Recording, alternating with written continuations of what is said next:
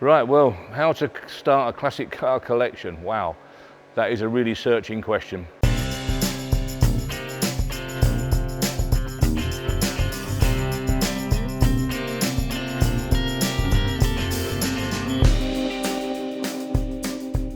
Right, well, how to start a classic car collection? Wow, that is a really searching question, because I think most collectors will look at it slightly differently, but the basis of it is you start collecting cars with buying the vehicles that appeal to you, that you can relate to. It's as simple as that. I don't think you can really sit down and think objectively that, well, I'm going to buy this type of car of that type of era, ideally in that sort of condition, and so on and so on. It doesn't work like that. You don't know what really you don't know what you're going to collect until you actually see it, but you've got an idea. So you're looking at, if you're like me, you like 30s, 50s, 60s cars, then you're looking at things. There's a F-Type Victor there that was just sold the other day. So you'll be looking at stuff like that. It will attract you. When you walk into a showroom, an auction, a group of vehicles, or looking at a newspaper advertisement of a bunch of cars and what have you, a couple of pages in Classic Car Weekly, you will look down and there will be something on each page that will make you think, yeah, that's the sort of thing I want. That's what I want to buy. That's what I'm going to base the collection around. And you start with that. But I promise you, the second one you buy could be completely and absolutely different. And we've proved this time and time again with our collector friends or customers who have become friends, who have come in and they bought. One lad's two brothers, I'll never forget them, strange lads. One lad come along, Steve, with his sticks and that, bit of a mobility problem, walked in, I'm going to buy that Granada on the front there. I said, oh yeah, I want that. My brother's down the road, he'll be back in a minute. He's got the debit card, he'll pay you for it, and it goes on like that. So yeah, all right, yeah. Don't take a lot of notice. 20 minutes later, in they both walk, pay for the car, bought himself a Granada. Off they go with a Granada a few days later and what have you, then ring us up and said, we've just looked at your advert and we've seen a Maestro. It looks a really nice Maestro. I like the look of that Maestro. We're going to come down and buy it. They come down and they buy themselves a Maestro. Next thing, they buy themselves a Mark V Cortina, and it goes on like that. And he didn't know he was going to buy 3 or 4. He wound up with about 6 classic cars. I can't remember the others. But he didn't know that when he bought that Granada. It's got this thing about a Granada, obviously, in the back of his mind. He saw the Granada and thought, it's an omen. Here I am, fancying a Granada. There's a Granada I can buy. I've got the option today. I've got the money in the bank. Bang, he bought it. The next car, the Maestro, he had no idea he was going to buy a Maestro, none whatsoever. He bought it on condition, the appeal of it. It just struck him as being a nice car to own. And he just bought it. It's as simple as that. So I can't steer into what to buy, but all I would say is start buying with what you can relate to, what appeals to you. But keep an open mind, whatever you do. You must keep an open mind. And also don't spend your whole pot. Keep some back, because like all cars, especially older cars, they will want a little bit spent on them here and there and to improve them or to put them into the condition that you want or you expect. Even though a car like the Granada we're talking about now, fabulous car, but there was 1 or 2 bits and pieces I do remember that he weren't happy about. The petrol gauge weren't accurate and stuff like that he wanted to put right. So keep some money spare.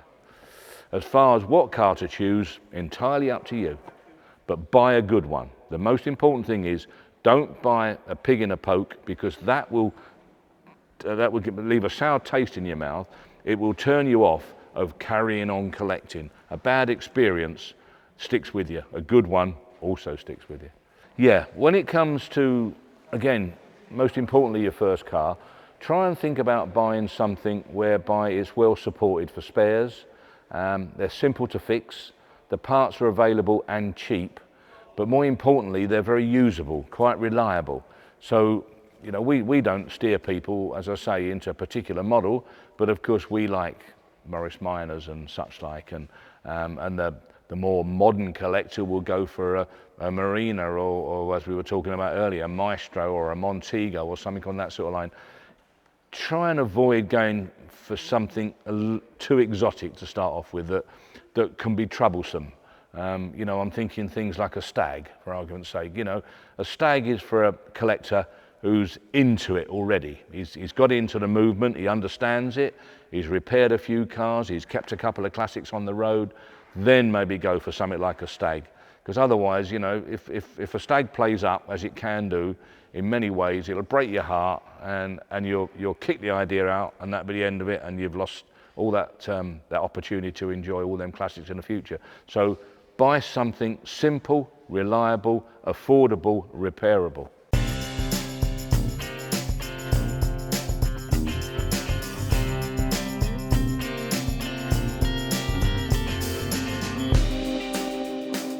There's a lot of models out there that should be more popular, but they're not. I find that really difficult to understand. I mean, I like things like Sunbeam Talbot 90s, which are a real proper classic car.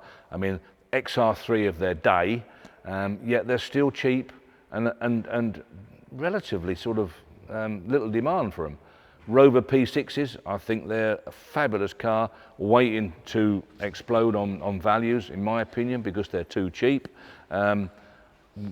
We know, obviously, the Morris Minors and the stuff like that, that type of vehicle, MG midgets, if you like, MGBs, of course. If you want to go sports car, go midget or MGB, no question about it at all.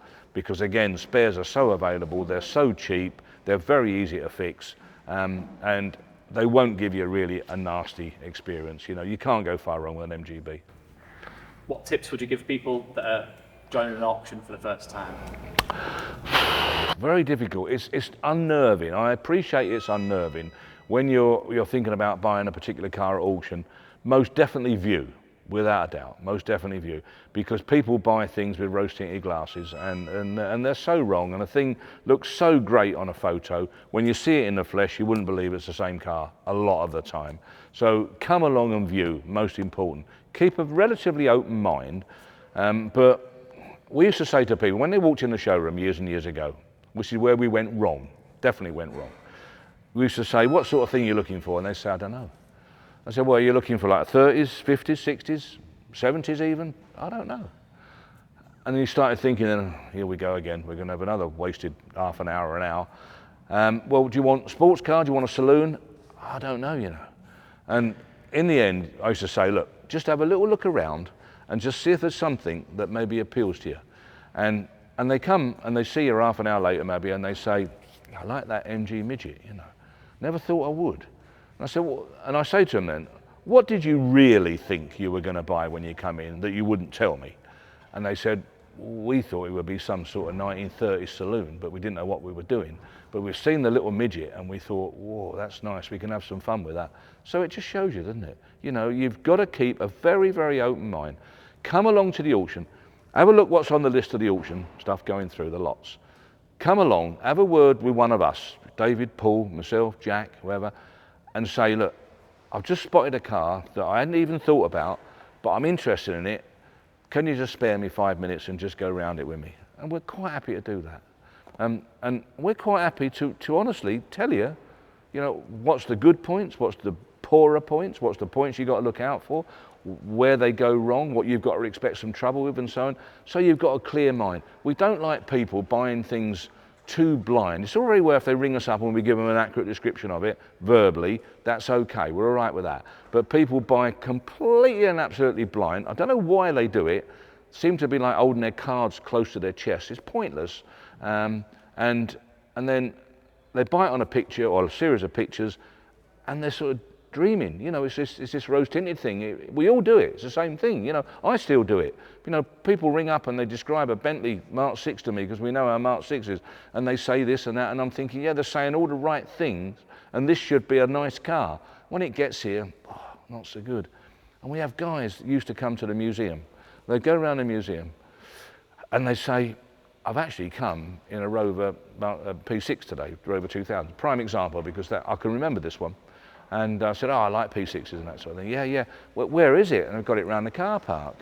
I said, well, I'd love to have a look. And they said, yeah, we've done this, they've been all through it. And you're thinking, wow, this bloke's gone through this. This must be a nice car. You know, he's done all the right things. He's like very technical about it and what have you. bring it on the forecourt before you leave the village. Just have a quick look. I'd love to have a look around it and that. And it pulls on the forecourt, and it's the biggest heap of corruption you've ever seen in all your life. The guy hasn't got a clue, and that is truly rose tinted. He thinks it's great. It's actually horrible. So ask us to have a little look around it with you. We're quite happy to do, though. You know, we don't mind spending 5 minutes with you and having a look around. We've got a lot to do, I know, but we're quite happy to do it and put you straight and such like. And don't listen to these people in the newspapers, these motoring journalists who say, when you go to an auction, you look at a car, fix a reserve and agree on a price that you'll go to. Think of a price that you'll go to and do not go above that price. The biggest load of garbage I've ever heard in all my life. Total and absolute rubbish. Because all you'll do, you'll lose car after car after car because you'll be the underbidder, someone will go another 50 quid and you'll lose it. You might go another 50 quid and he might go another 50 quid and you might have to go then another 50 quid, but you'll get it. So in other words, 9 times out of 10, you'll lose every car that you're thinking of because you're obstinate on that price and not flexible enough. Now, yeah, that was this week's hot tips on how to start a collection, what to buy, not quite what to buy, but what type of car to buy. Next week, we're going to have a little chat and we're going to give you some sort of idea of what to look for when you're buying a classic car. Cool. Thank you. All right? Yeah, brilliant. Good.